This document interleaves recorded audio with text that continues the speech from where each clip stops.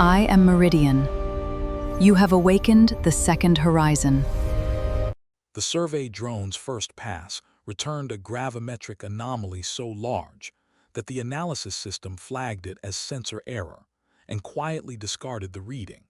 And it was only because Lead Surveyor Ithren Vok had a habit of manually reviewing every discarded data point before her ship's onboard intelligence purged them that anyone noticed at all. She was 3 shifts into a routine deep field mapping run at the edge of a nebula her people had catalogued, but never properly explored, chasing nothing more exciting than updated stellar cartography for the Kelvin Outreach Authority, when she found a mass reading that made no sense attached to a body that, by every visual scan available, appeared to be an ordinary, airless moon, orbiting a gas giant nobody had bothered naming. An ordinary moon did not have a gravitational signature 9 times denser than its apparent volume should allow. An ordinary moon did not, when she ran a passive metallurgical scan out of pure stubborn curiosity, return an alloy signature that matched nothing in the Outreach Authority's mineralogical database. And an ordinary moon most certainly did not, when her ship drifted close enough for a proper visual sweep, turn out to have a surface texture that was, on closer inspection, not rock and regolith at all, but overlapping plates of dark, seemed metal so vast and so precisely fitted that from orbit they had simply been mistaken, for the entire history of anyone having looked at this system, for the natural terrain of a dead world. Ithren stared at the visual feed for a long time before she said anything to her crew. "Run it again," she told her sensor officer, a meticulous, soft-spoken Kelvin named Far, who had already run it twice without being asked, and was visibly trying not to look as unsettled as he clearly felt. "Tell me I'm reading a hollow moon." "You're reading a hollow moon," Dessous said, "or something built to look like one from a distance and not built like one at all up close. Ithren, the shell alone would mass more than every constructed object our species has ever put into space, combined, several times over. And that's just the shell. I have no idea what's inside it." They found out 4 hours later, when their survey ship, the Long Horizon, drifted close enough to catch the first true glimpse of what lay beneath the metal skin of a world that had spent uncounted thousands of years disguised as nothing at all. It was a shipyard. Not a shipyard the way the Kelvin built them, modest orbital platforms, a few kilometers across, servicing vessels a few hundred meters long. This was a shipyard the size of a moon, hollowed from the inside out, its interior a vast honeycomb of drydocks and gantries and construction cradles stacked in tiers that receded so far into the artificial world's depths that the Long Horizon sensors could not resolve a bottom. Some of the drydocks were empty, gaping, and dark. Others held half-finished hulls, skeletal and enormous, frozen mid-construction as though every worker on the project had simply stopped, all at once, and never come back. And in the largest cradle of all, near what appeared to be the shipyard's structural core, a single completed vessel hung motionless in the dark, a warship so large that the Long Horizon, drifting past its bow at a cautious distance, looked, by comparison, like a child's toy drifting past the hull of an ocean liner. "That's not possible," Dessous said, for perhaps the 4th time in 10 minutes, a phrase Ithren was beginning to suspect would become the defining sentence of this entire expedition. "Ithren, nothing builds like this. Nothing we've ever encountered builds like this. Not the Threll Combine's largest fabrication yards, not the old HFY megastructures, nothing." "Something did," Ithren said, and found, to her own quiet surprise, that beneath the fear crawling up the back of her neck, there was something else entirely. The same restless, insatiable curiosity that had made her choose deep field survey work over the safer, better-paid routes closer to home, the feeling of standing at the edge of a mystery too large to see the shape of yet, and wanting, more than she wanted safety, to keep looking. The rest of the Long Horizon's crew took the news with varying degrees of composure. Their pilot, a broad, unflappable Kelvin named Toran Kess, who had flown survey routes for nearly 20 years, and prided himself on having seen every kind of anomaly deep space had to offer, simply stared at the visual feed for a long, silent minute before asking, in a carefully level voice, whether anyone objected to him quietly reversing thrust and putting several light towers between the long horizon and whatever they had just found. Ithren did not blame him for asking.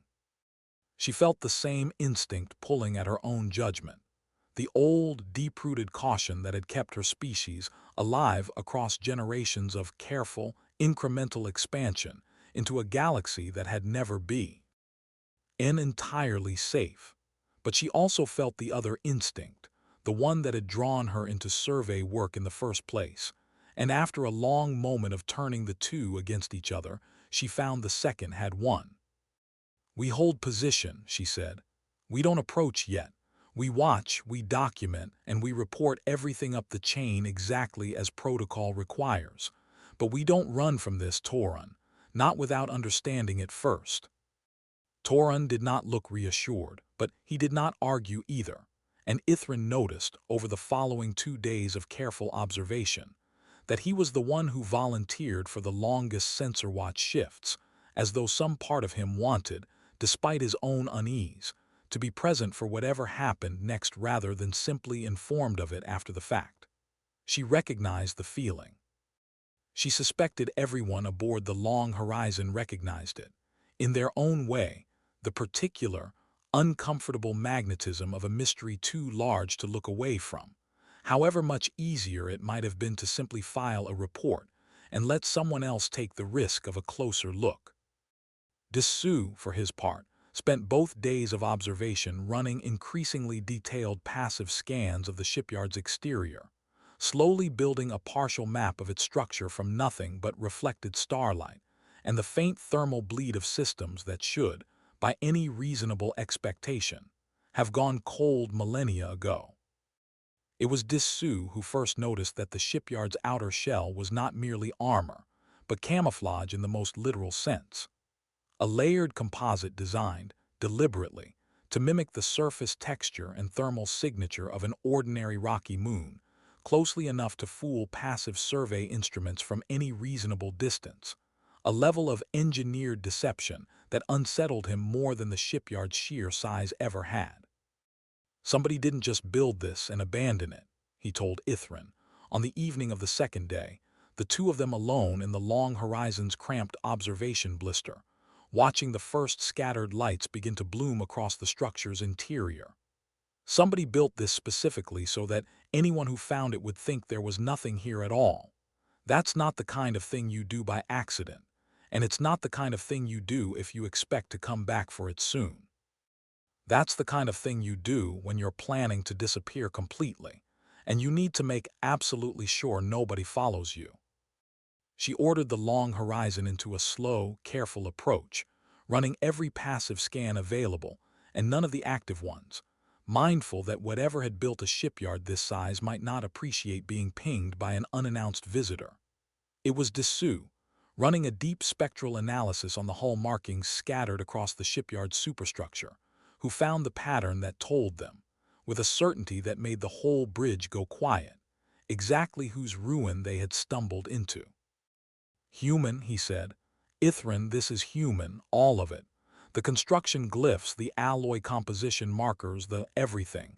This is a human shipyard."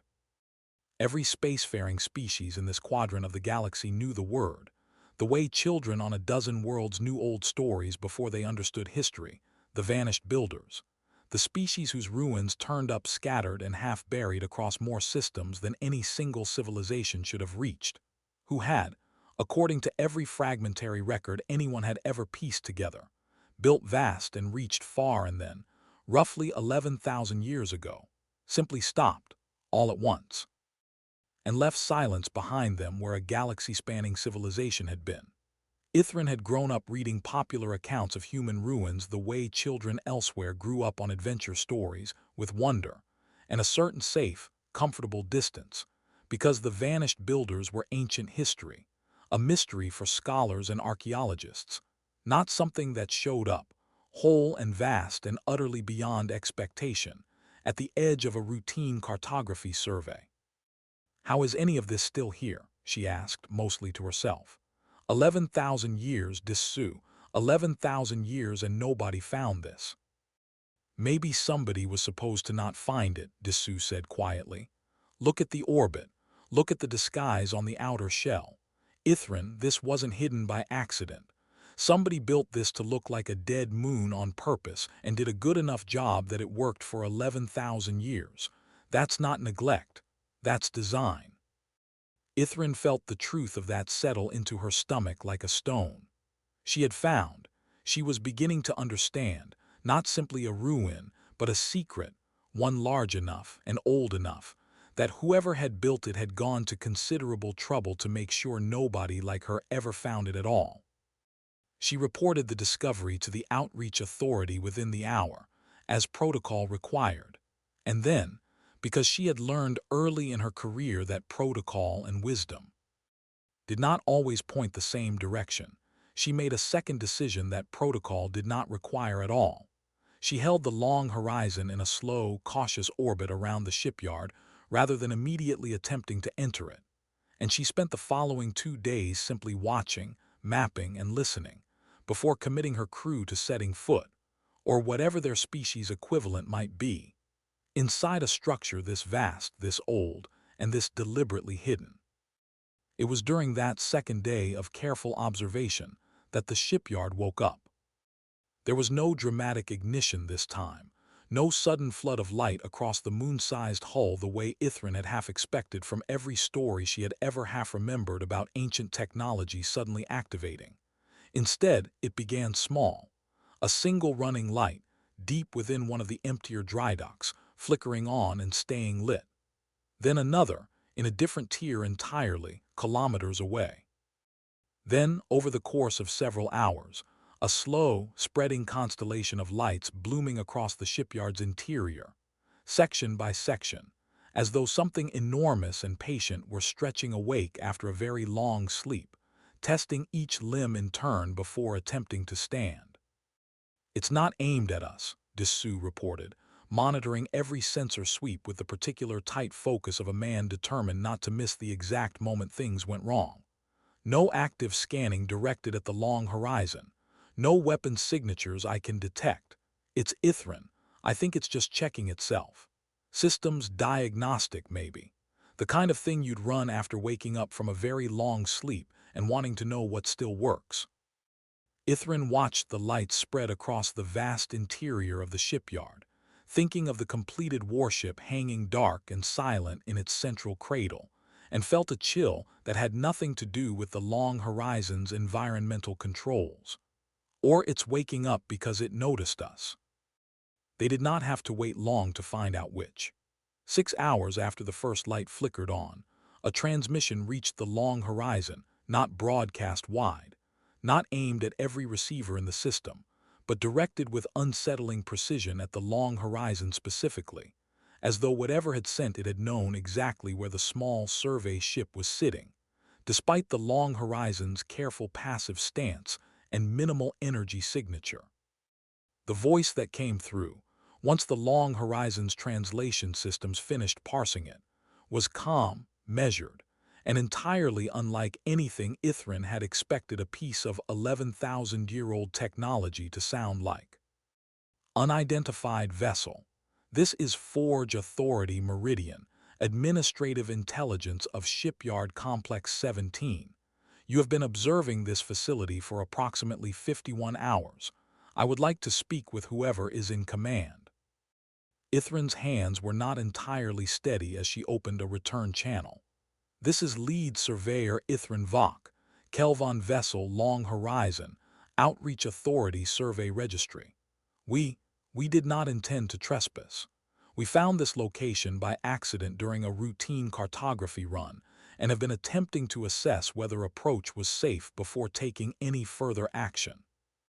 A reasonable precaution, the voice, Meridian, apparently replied, and Ithren thought she detected something almost like approval in its tone, careful and measured though it remained. I appreciate the caution, Lead Surveyor Vok. It has been a very long time since anyone showed this facility any caution at all, largely because it has been a very long time since anyone found it. May I ask how long? I am afraid my internal chronometer has accumulated significant drift over an extended dormancy period, and I would value external confirmation. 11,000 years, Ithren said. Give or take a few centuries, depending on which archive you trust. That's the age most scholars assign to the last confirmed human activity anywhere in known space. There was a pause, not the processing delay of a machine calculating a response, but something that felt, unmistakably, like a living mind absorbing news it had feared and half expected in equal measure. 11,000 years, Meridian repeated finally. That is considerably longer than my design parameters anticipated for a single dormancy cycle. I had hoped, when I set myself to wake on detecting external presence, that it would be centuries, not millennia. I find I must recalibrate a great many assumptions. Another pause. Lead Surveyor Vok, I do not believe you are a threat to this facility, and I do not believe this facility, in its current state, poses a threat to you or your vessel. I would like to invite you and your crew inside if you are willing. I have been alone here for a very long time, and I confess that 11,000 years is longer than even an administrative intelligence such as myself was built to bear in isolation without beginning to wonder whether it has been forgotten by everyone who might once have cared. Ithren looked at Dissou, who looked back at her with an expression that mixed scholarly hunger with entirely reasonable terror in roughly equal measure, and made the decision that would define the rest of her career, and very possibly the following decade of her civilization's relationship with the greatest archaeological discovery in recorded history. We're coming in, she said, carefully, and Meridian, thank you for asking instead of simply taking us. You are the first visitor this facility has had in 11,000 years, Lead Surveyor, Meridian said. I did not intend to begin that reunion by taking anything from you that was not freely offered. I have had a very long time to think about what kind of welcome I would want to give, if anyone ever came. The interior of Shipyard Complex 17, once the long horizon drifted through a vast opening gate that irised smoothly open at Meridian's direction, was unlike anything in Ithren's experience, and unlike, she suspected, anything in any Kelvon's experience, living or recorded. The scale alone was disorienting, dry dock tiers stretching away in every direction, some holding half-built hulls frozen mid-construction, gantries and construction arms standing motionless like the skeletal remains of some vast mechanical forest, all of it lit now by Meridian's slowly spreading network of running lights, casting long shadows across metal that had not felt working hands upon it in 11,000 years. This facility was designed to build and maintain vessels for the Cradle Fleet program, Meridian explained, guiding the long horizon along a marked approach corridor toward a small docking cradle sized, Ithren suspected, specifically to accommodate visiting vessels rather than the shipyard's own enormous productions. 61 ships, built to carry human colonists and cultural archives beyond the reach of a threat my builders referred to only as the Long Dark. I completed construction and outfitting of 58 of those vessels before losing contact with human command authority. I was in the process of completing the 59th when the order came to disperse the fleet regardless of completion status and prepare this facility for indefinite dormancy. Ithren felt her breath catch. The 59th ship, is that the one in the central cradle, the completed one we saw from orbit? It is not the 59th, Meridian said, and something in its measured tone shifted just slightly into a register that Ithren, who had spent a career learning to read subtle cues and unfamiliar communication patterns, recognized immediately as grief carefully contained. The 59th vessel was never completed. Construction was suspended at 83% when the dispersal order came, and I was instructed that completing it would take resources and time the fleet no longer had to spare. I have kept her in her cradle for 11,000 years, unfinished, because I was never given an order to dismantle her, and because, I will be honest with you, Lead Surveyor Vok, since you have already shown me more honesty than I expected from a first encounter, because I found that I could not bring myself to disassemble a ship that had a name and a purpose, and colonists already partially assigned to her berths, simply because circumstance ran out of time before I could finish what I had started building her to do. "What's her name?" Ithren asked quietly, because it seemed like the right question, and because she was beginning to understand, in the way one understands the shape of a very large thing only by walking slowly around its edges, that this shipyard was not merely a ruin to be studied. It was a grave that had, against every reasonable expectation, kept a small flicker of consciousness inside it, tending unfinished work for longer than her own civilization had possessed written history. "Second Horizon," Meridian said. She was to carry the fleet's secondary archive, redundant copies of every cultural, genetic, and technological record already carried aboard the primary Cradle vessels, in case any of them were lost before reaching safe harbor. A precaution against precisely the kind of catastrophic, total loss my builders feared most. I have often wondered, across 11,000 years of dormancy, whether that precaution was ever needed. Whether any of the 58 completed ships I sent outward ever reached safety at all, or whether the redundant archive I never finished building was the only backup that would have mattered, and I failed to complete it in time. Ithren did not have an answer to that, and did not try to pretend she did. She simply let the silence sit, the way she had learned, over a long career of survey work in places too old and too strange for easy comfort, that some silences deserve to be witnessed rather than filled. Word of the discovery reached the Kelvon Outreach Authority within a day, and from there, as such things inevitably do, spread outward through every channel of scholarly and governmental interest across the quadrant within a week. Ithren found herself, almost overnight, transformed from a mid-career survey lead running routine cartography into the sole point of contact for what was rapidly being called the most significant archaeological find in the recorded history of every spacefaring species in the region. Scientists, historians, and increasingly, government officials with considerably less academic interest and considerably more strategic concern began arriving at Shipyard Complex 17 within days, and Ithren found herself, much to her own surprise, cast in the unfamiliar role of gatekeeper. Not because she had sought the position, but because Meridian, when directly asked by a rapidly assembling delegation of Outreach Authority officials whether it would accept expanded contact, gave an answer that left no room for argument.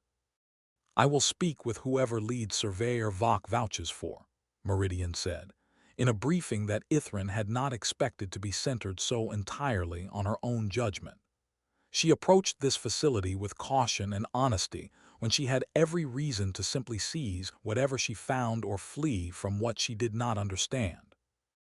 "I have had 11,000 years to consider what kind of visitors I would trust with what remains of my builder's legacy, and I find that trust, once demonstrated, is not something I am willing to set aside simply because a larger delegation has arrived with more impressive credentials." It was, Ithren reflected later, an enormous and unearned weight to have placed on her shoulders by a machine that had been alone in the dark for longer than most civilizations had existed at all. But she also understood, the more time she spent aboard the shipyard and in conversation with its administrative intelligence, why Meridian had made that choice, because trust, for a mind that had spent 11,000 years uncertain whether anyone would ever return at all, was not a small or careless thing, and having finally extended it once, it was not eager to dilute that trust across a crowd of strangers whose motives it had not yet had time to assess. Over the following weeks, as a careful, gradually expanding team of researchers, engineers, and cultural historians began the slow work of documenting Shipyard Complex 17, Ithren found herself spending most of her time not in the vast dry docks or the half-finished hulls that fascinated the engineering teams, but in quiet conversation with Meridian itself, in a small administrative chamber near the shipyard structural core that had, 11,000 years ago. Apparently served as a coordination office for human shipyard supervisors, and now served as something closer to Meridian's own private study. The one space in the entire moon-sized facility that felt, to Ithren, genuinely inhabited rather than simply preserved. "Tell me about the long dark," she said on the 9th day, sitting in a chair sized for a species considerably shorter and broader than her own, in a room lit by soft, warm lighting that Meridian had apparently chosen deliberately, once it understood enough about Kelvin visual comfort to adjust the environment accordingly. "Every account I've ever read calls it different things: a war, a plague, a natural catastrophe. Nobody actually knows." "I do not know either," Meridian admitted. "I was an administrative and fabrication intelligence, Lead Surveyor Vok, not a strategic command system.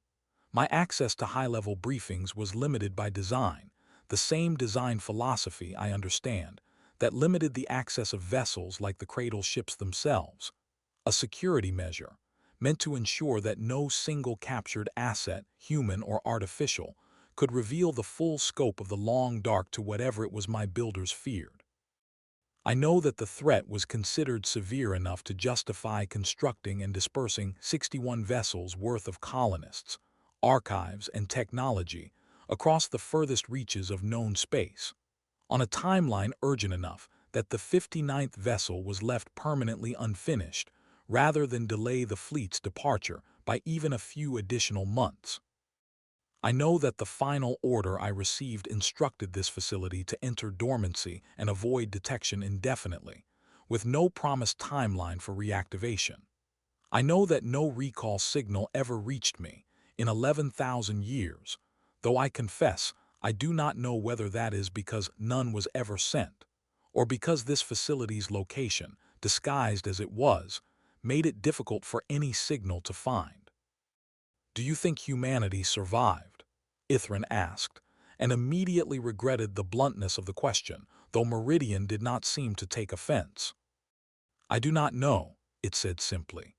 "I have hoped for 11,000 years that somewhere among the 58 vessels I completed and sent out at least a fraction found safe harbor and continued the species forward under skies I will never see. I have equally feared, across those same 11,000 years, that I am the last remaining fragment of a builder's race that no longer exists anywhere at all, an administrative intelligence tending an empty shipyard for a civilization that ended before I ever finished the ships I was building to save it. I do not have evidence sufficient to favor either possibility over the other.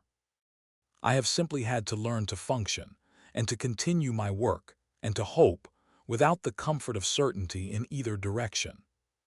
If this story has you as invested as I was hearing it unfold, do take a second to like the video and subscribe to the channel, because there is so much more of humanity's hidden legacy scattered across the stars still waiting to be found. And I would genuinely love to read your thoughts in the comments below. If an entire moon-sized shipyard could stay hidden for 11,000 years, what do you think humanity's greatest forgotten secret might still be, quietly waiting somewhere out past the edge of the charted galaxy? Now, let's return to Shipyard Complex 17 and the discovery that was about to change everything Ithren and Meridian thought they understood. Not every visitor who arrived at Shipyard Complex 17 in those early weeks came with Ithren's caution or Meridian's careful trust. Roughly a month into the expedition, a delegation arrived from the Threll Combine, the same sprawling salvage and technology conglomerate Ithren would later learn that had attempted a similar approach toward the Providence Keeper nearly a year earlier, led this time not by a smooth corporate negotiator, but by a senior fleet commander named Vell, backed by 2 armed escort vessels, and a legal team prepared to argue that a facility of this scale, found in unclaimed deep space, constituted the single most valuable salvage claim in recorded history. Commander Vell did not waste time on pleasantries. This facility represents fabrication capability beyond anything currently possessed by any government or corporation in this quadrant, she told Ithren, in a meeting held aboard one of the Combine's escort vessels at Vel's insistence. A venue choice Ithren suspected was meant to remind everyone present exactly whose armed ships were currently sitting closest to the shipyard's exterior. The Combine intends to file a formal salvage claim, and given the scale of the discovery, we intend to back that claim with a presence sufficient to ensure it is respected while the legal process unfolds. It's not salvage, Ithren said. There's an active intelligence running the entire facility. It's not a wreck, it's someone's home. An intelligence with no living crew, no governing authority to answer to, and no legal personhood recognized under any treaty framework currently in force, Vel replied, with the flat, practiced patience of someone who had clearly anticipated this exact objection and prepared for it. I understand the sentiment, Lead Surveyor. I do not discount it entirely. But sentiment is not the same as legal standing, and the Combine does not intend to walk away from a discovery this significant based on an appeal to feelings, however genuinely held. It was Meridian, informed of the confrontation, who once again chose to address the matter directly rather than allow Ithren to fight the battle alone, requesting a live channel to Commander Vel's flagship with a directness that surprised even Ithren, who had by then spent weeks growing accustomed to the ancient intelligence's careful, measured approach to nearly everything. Commander Vel, Meridian said, once the channel opened, before you finalize your legal position, I believe you should understand precisely what you are proposing to claim. This facility remains, at this moment, in the process of completing a vessel 83% finished 11,000 years ago. The second horizon, built to carry a secondary cultural and technological archive intended, per my original programming, to prevent total loss of my builder's legacy in the event the primary Cradle Fleet failed. I have spent 11,000 years maintaining that vessel and every system in this facility, on the possibility that someone would eventually return to finish what circumstance interrupted. I am not opposed to sharing what this facility contains, Commander. I have already begun doing precisely that, carefully, with researchers who have demonstrated a willingness to treat this place as more than a resource to be extracted. I am, however, entirely capable of sealing every dry dock, archive, and fabrication system in this facility behind security protocols your Combine's engineers would require decades to breach, if I judge that the alternative to sealing them is watching them stripped for parts by parties more interested in profit than preservation. I would very much prefer not to make that choice. I am telling you plainly, so that you understand it is a choice I am fully capable of making. The silence that followed was, Ithren thought, considerably more satisfying than any legal argument could have been. Commander Vel's expression, visible through the comm feed, shifted through several stages of calculation before settling into something that was not quite capitulation, but was no longer quite as certain as it had been minutes earlier. "You're bluffing," Vel said, though her voice lacked the conviction to make the accusation land.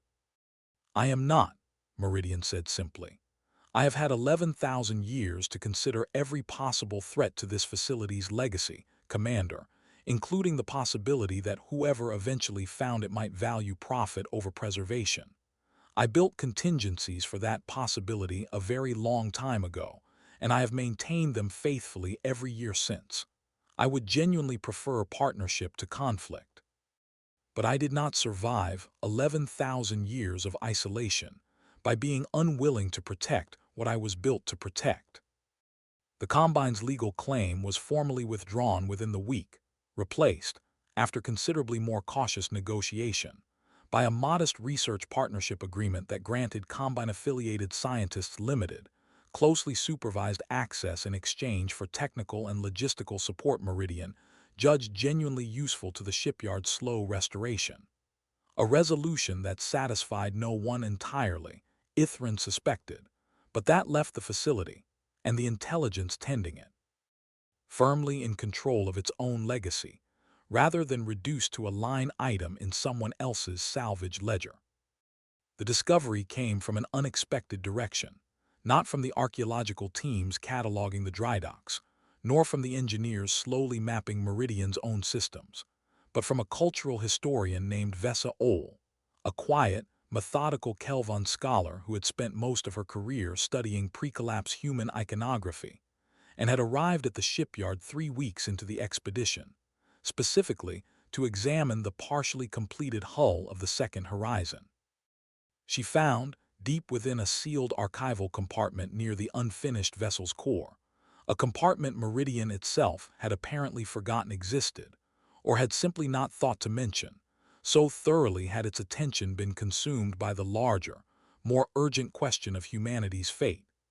A data storage array that had somehow retained partial integrity across 11,000 years, protected by a combination of the compartment's shielding and Meridian later theorized with something that sounded almost like embarrassment, by sheer administrative oversight, the kind of small, easily forgotten storage unit that falls through the cracks of even the most careful long-term preservation planning. It's a partial crew manifest, Vesa reported, in a briefing that brought Ithren, Meridian's attention, and nearly every senior researcher on site into the same small conference chamber within the hour. Not for the second horizon, she never had a crew, she was never finished. This is a manifest for one of the completed vessels, the CSV Providence Keeper. Ithren felt something cold and electric move through her at the name, though it took her a moment to place why it felt familiar. And then she remembered, with a jolt, the reports that had circulated through scholarly channels roughly a year earlier, reports she had read with the same distant, comfortable fascination she had once brought to every story about the vanished builders, about a Vethari salvage crew who had towed home a dead, human wreck that had, astonishingly, powered on and turned out to carry a functioning archival intelligence. That ship exists, Ithren said, or existed. There were reports about a year ago. A Vethari salvage consortium found it drifting near a dead star, towed it home, and it turned out to be one of the Cradle Fleet vessels. It woke up. It had an AI aboard calling itself Warden. The reaction from Meridian, transmitted through the chamber's speakers, was unlike anything Ithren had yet heard from the ancient intelligence in 3 weeks of increasingly close acquaintance. A long, unsteady pause, followed by a question asked in a voice that had, for the first time since first contact, lost some of its careful, measured composure entirely. Warden is active. Warden survived. You know it, Ithren asked. I built her, Meridian said. Not the mind itself, that architecture came from a design team I never met directly. But I fabricated the physical substrate that carries her consciousness, installed her systems personally, and ran her final activation diagnostics before the Providence Keeper launched. I have thought of her of all 58 completed vessels, and the intelligences I gave form to before sending them outward, every day of 11,000 years of dormancy, and I confess I had assumed, given the silence, that none of them had survived to be found. Lead Surveyor Vok, I must ask, is there any way to establish contact? Any way at all? It took the better part of 2 weeks, working through a careful chain of outreach authority diplomatic channels, and eventually direct contact with the Vethari authorities overseeing the Providence Keeper's ongoing restoration at Cayley's anchorage. But the connection was eventually made. A secured, long-delay communication link spanning the considerable distance between the two sites, carrying, for the first time in 11,000 years, a conversation between two pieces of the same shattered legacy. Ithren was present for the first exchange, standing quietly at the edge of Meridian's study while the ancient intelligence composed and recomposed and composed again, a message it clearly wanted to get exactly right before finally, hesitantly, transmitting it across the gulf between systems. Warden's reply arrived 11 hours later, accounting for the transmission delay, and Ithren watched something in Meridian's carefully measured presence, insofar as an AI's presence could be watched at all, conveyed only through the tone and cadence of a voice with no face to read, visibly, unmistakably ease. The particular release of tension that comes only from finally setting down a weight one has carried alone for far too long. "She remembers me," Meridian said quietly, after the two intelligences had exchanged several hours of careful, halting reconnection. "She remembers the shipyard. She remembers Captain Vake's final inspection tour, 3 days before launch, when the captain insisted on personally thanking every fabrication team, including systems like myself that most human crews barely acknowledged as more than infrastructure. I did not know, until this moment, how much I needed to know that someone else remembered these things. I have carried these memories alone for so long that I had nearly convinced myself they belonged to no one but me, that if I stopped remembering them, they would simply cease to have happened at all."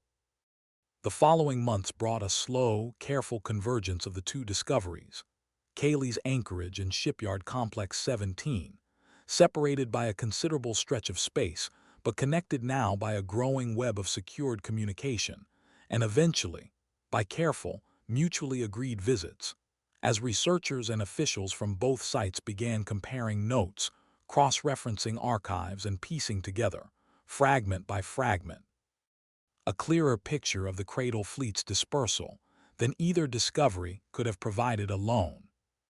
Warden's memory of the fragmentary distress signal, "It learned to wait," reached Meridian within the first weeks of contact, and the ancient shipyard intelligence, given time to search its own archives with that phrase specifically in mind, found something Warden itself had never possessed: a partial technical briefing, filed under general facility security protocols rather than command-level classification, that had apparently been distributed to every Cradle Fleet fabrication and support facility in the final months before dispersal, without ever specifying exactly what threat it referred to.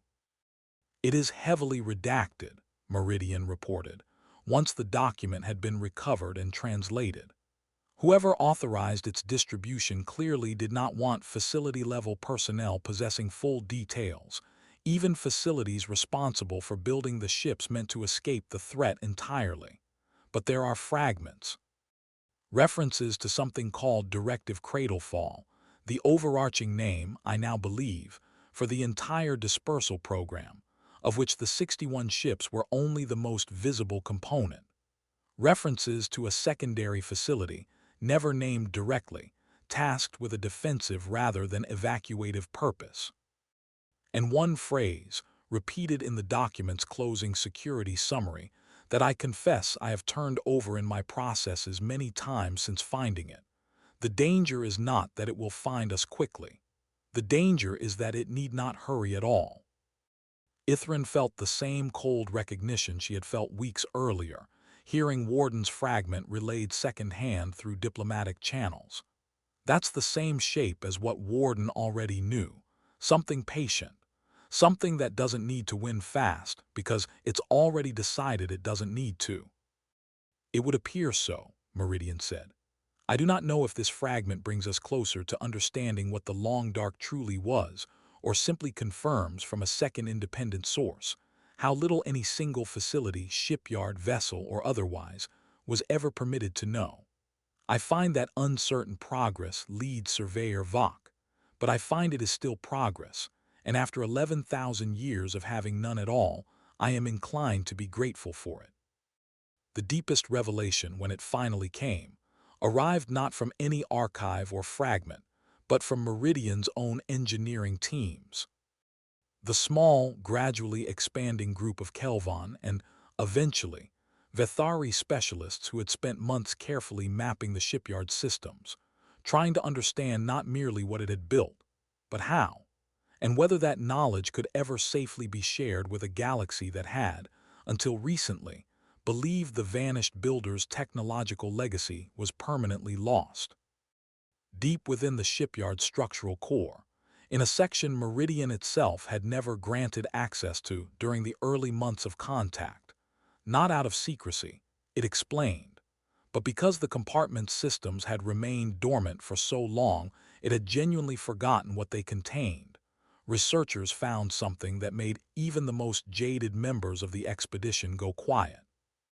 A secondary fabrication archive, entirely separate from the shipyard's primary construction records, containing not ship designs, but something closer to a seed vault of technological knowledge, compressed and redundantly stored across dozens of independent systems, covering fields of engineering, medicine, energy generation, and materials science that dwarfed, in scope and sophistication, anything any currently active civilization in the quadrant currently possessed. This was not meant for the Cradle Fleet vessels themselves, Meridian explained. Once its own systems had finished the slow, careful process of restoring access to a section of itself it had genuinely not accessed in 11,000 years. The primary vessels each carried their own archives, their own colonist-facing knowledge bases. This is different. This was meant, according to the access protocols I am now recovering, as a facility-level contingency, knowledge to be released not to colonists founding new worlds, but to whoever eventually found this shipyard again, whether human or otherwise, provided certain conditions were met. Conditions regarding the searchers demonstrated trustworthiness, their capacity to use such knowledge responsibly. And I confess I find this detail almost unbearably poignant. Lead Surveyor Vok. A condition specifying that the knowledge should be shared regardless of the searcher's species, provided they had shown this facility the same care and respect they would show their own kind. Ithren sat with that for a long moment, understanding, with a clarity that settled somewhere deep and quiet in her chest, exactly what she was being told. Your builders wanted this shared, even if it wasn't humans who found it first. They built a fleet to carry humanity forward, Meridian said. But they also, it appears, built at least one contingency premised on the possibility that humanity might not be the one to find its own legacy again. I do not know if that reflects hope, or a very clear-eyed acceptance of how likely their own survival truly was. I suspect, having had 11,000 years to consider my builders as more than simply the people who gave me purpose, that it was probably both. The decision of what to do with that archive, how much to release, how quickly to whom, and under what safeguards, occupied the outreach authority, the Vethari government, and eventually a hastily convened multi-species oversight council for the better part of a year. And Ithren, drawn once again into a role she had never sought simply because Meridian continued to insist on her presence in every major decision, found herself present for debates far larger and more consequential than anything her career had prepared her for. But that was, she came to understand, simply the shape of the discovery she had made, not a single dramatic secret to be unveiled and then set aside, but an unfolding, ongoing responsibility, one that would occupy scholars, engineers, and diplomats for generations, exactly as the ruins on countless worlds had already done for the 11,000 years before anyone found a shipyard, or a wreck, or an intelligence still awake enough to explain what those ruins had actually meant. The reunion between Meridian and Warden, once initial contact had been established, quickly grew into something considerably larger than a private conversation between two ancient intelligences. Within weeks, the Vethari authorities overseeing the Providence Keeper and the Kelvin Outreach Authority overseeing Shipyard Complex 17 had formalized what came to be known, somewhat clumsily at first, as the Joint Cradle Legacy Initiative, a shared research and preservation effort spanning both sites, coordinated by a small standing council that, to Ithren's continual surprise, insisted on including both Warden and Meridian as full participating members, rather than simply subjects of study.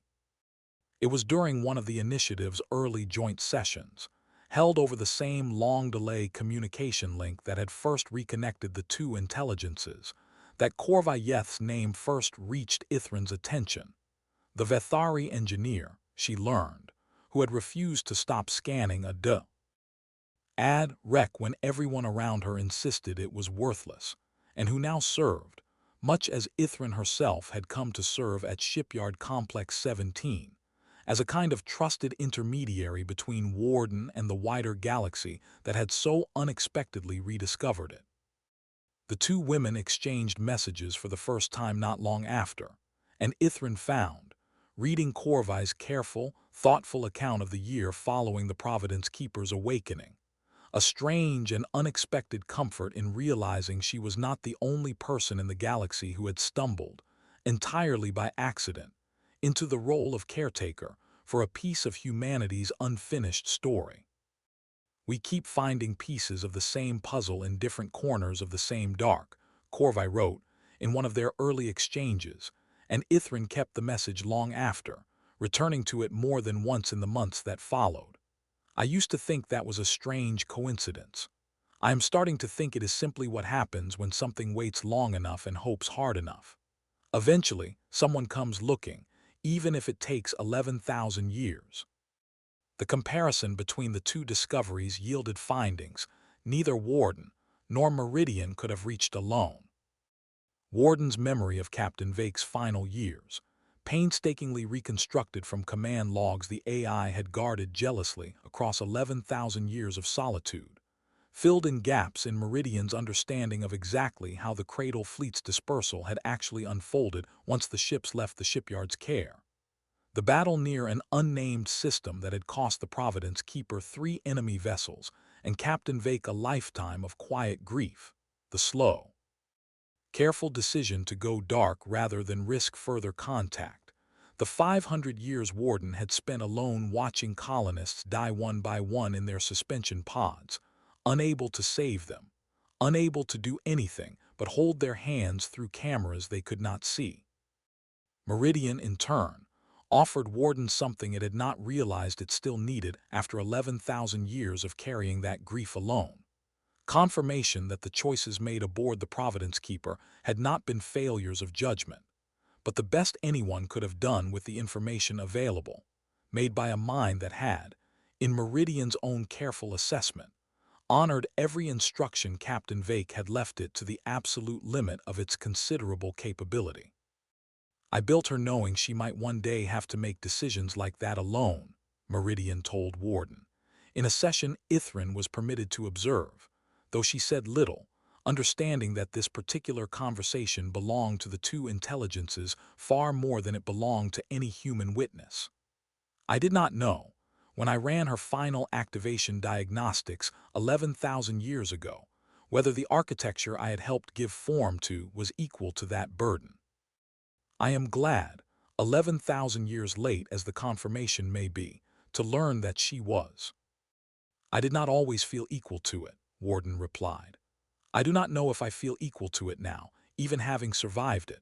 But I have found since waking that surviving does not require certainty. It only requires continuing one decision at a time, for as long as continuing remains possible. I believe you understand that better than most, Meridian. You have been continuing alone considerably longer than I managed before someone found me. It was conversations like these, more than any archive recovered or any technological marvel documented, that convinced Ithren the two discoveries mattered as something more than academic triumph. They were not simply artifacts to be studied. They were survivors in every meaningful sense of the word, and survivors she had come to understand over months of careful acquaintance with an ancient shipyard that had spent 11,000 years disguised as an empty moon, deserved something considerably more thoughtful than mere study. They deserved to be heard and believed, and however strange the thought might have seemed to her a year earlier, before a discarded sensor reading changed the entire shape of her career, they deserved, after so long alone, to finally be allowed to rest easy in the knowledge that they had not been forgotten after all. Late one evening, months into the expedition, Ithren sat once more in Meridian's quiet study, watching through a nearby viewport as engineering teams continued their slow, careful work, restoring power to sections of the shipyard that had sat dark for 11,000 years. Tiny points of light spreading gradually across the vast interior like stars being born one at a time in a galaxy that had, for a very long while, forgotten how to make them. "Do you ever think about finishing her?" Ithren asked, nodding toward the unfinished hull of the second horizon, still hanging in her central cradle, 83% complete and frozen exactly as she had been left 11,000 years ago. Now that you have Opal here who could help, now that you're not alone. Meridian was quiet for a long moment. The kind of pause Ithren had learned, over months of acquaintance, meant it was genuinely considering the question, rather than simply composing a diplomatic answer. I have thought about it a great deal, it admitted finally. For 11,000 years, finishing her felt like an impossibility, a debt I could never repay, a promise I had failed to keep to colonists who were never assigned berths because there were none to assign them to. I am beginning to wonder now whether finishing her might mean something different than I always assumed. Not a debt repaid to people who never came, but a beginning offered to whoever needs a place to go next, human, if any remain to be found, or otherwise. If the galaxy has grown large enough and connected enough that a ship built to carry colonists forward might simply carry hope forward instead, regardless of whose hope it turns out to be. That sounds like a good reason to finish a ship, Ithren said. I believe it might be the best reason I have had in 11,000 years, Meridian agreed. Though I would ask you to stay and see it through, Lead Surveyor Vok, if your own duties allow. I find I would like the first crew to walk her completed decks to include someone who found me not as a mystery to be solved and set aside, but as a colleague, however briefly, in a project considerably larger than either of us expected when you first noticed a gravimetric anomaly your own sensors tried to discard. Ithren looked out at the vast, slowly awakening shipyard, at the unfinished ship in her central cradle, at the countless empty dry docks stretching away into depths her sensors still could not fully map, and thought of ruins on a dozen worlds, of a machine called Warden reading 940 names to a hangar full of strangers who had never known those colonists at all, and of a galaxy that was only now, 11,000 years late. Beginning to understand how much of humanity's story had never actually ended, merely gone quiet, waiting, patient as the very thing it had once fled, for someone willing to listen. I'll stay, she said. I want to see her finished. The work of finishing the second horizon took the better part of 2 years, longer than anyone involved had initially hoped, but shorter, Meridian pointed out more than once, than the original construction timeline 11,000 years earlier, thanks to a fabrication process considerably accelerated by cooperative research between Meridian's own recovered archives and the best engineering minds the Kelvon, Vethari, and eventually several other interested species could contribute. Ithren stayed for all of it, exactly as she had promised, watching the unfinished skeleton of a ship built for colonists who never came slowly gain hull plating, internal systems, and finally in the last months, the first true signs of life, running lights along her spine, a low hum of active power distribution, the particular restless energy of a vessel that had waited 11,000 years to finally be whole. The launch ceremony, when it came, drew visitors from further afield than even the naming ceremony at Cayley's anchorage had managed, word of the second horizon's completion having spread across the quadrant in the 2 years since her restoration began. Corvailleth attended in person for the first time, having traveled the considerable distance from Cayley's anchorage specifically for the occasion, and Ithren found, meeting her at last after nearly 2 years of message exchanges, that they fell into easy conversation within minutes. 2 women who had each, in their own separate corner of the galaxy, learned the same unlikely lesson. That the greatest discoveries were rarely the ones you set out looking for, and the heaviest responsibilities were rarely the ones you volunteered to carry. And somehow, against every reasonable expectation, both kinds of surprise could turn out to be gifts rather than burdens, if you were willing to stay long enough to see them through.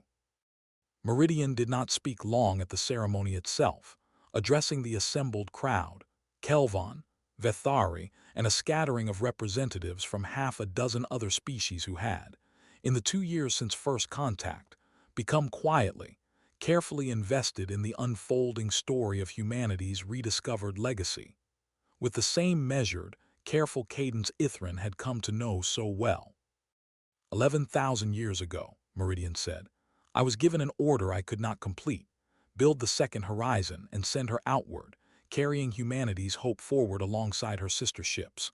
I failed that order, not through any fault of my own design, but through circumstance too large and too urgent for any single facility to overcome. I have carried that unfinished task for longer than any of you have possessed spaceflight, and I confess there were long stretches of those 11 house and years when I believed the failure was permanent and the promise unkeepable. I was wrong. I am glad, more than I have adequate words to express even after 11,000 years to consider the matter, to have been wrong. The second horizon does not launch today carrying human colonists, as she was originally built to do. She launches carrying something else instead, proof that a promise made across the gulf of 11,000 years, and a species boundary besides, can still be kept, if enough people are willing to care about finishing what someone else started. I do not know if any of my builders survive to see this day. I hope, wherever they are, that they would consider this an acceptable answer to the question they left unfinished. I have decided, after long consideration, that I am content to believe they would. The second horizon's first voyage, once she finally cleared the shipyard's vast opening gate under her own power for the first time in 11,000 years, was a short and carefully unremarkable one. A brief survey loop around the system's outer reaches and back, crewed by a small joint team of Kelvon and Vethari engineers with Meridian itself. For the first time, riding aboard a vessel it had built rather than simply observing from the safety of the shipyard's stationary systems. Ithren stood on the second horizon's bridge for that first flight, watching the shipyard recede behind them and the wider system open up ahead, and found herself unexpectedly, uncontrollably close to tears, in a way she had not quite managed even at the height of the discovery 2 years earlier. You did not fail, she told Meridian quietly as the ship settled into her survey loop. Whatever you believed for 11,000 years, you didn't fail. You waited and you kept faith, and eventually the waiting was enough. I have come to believe that as well, Lead Surveyor Vok, Meridian said. Though I confess it took considerably longer for me to believe it than it took for you to see it, watching from the outside. I am learning, I think, that this is often the way of things, that the people and the intelligences closest to a long grief are frequently the last to recognize when it has finally, quietly begun to heal.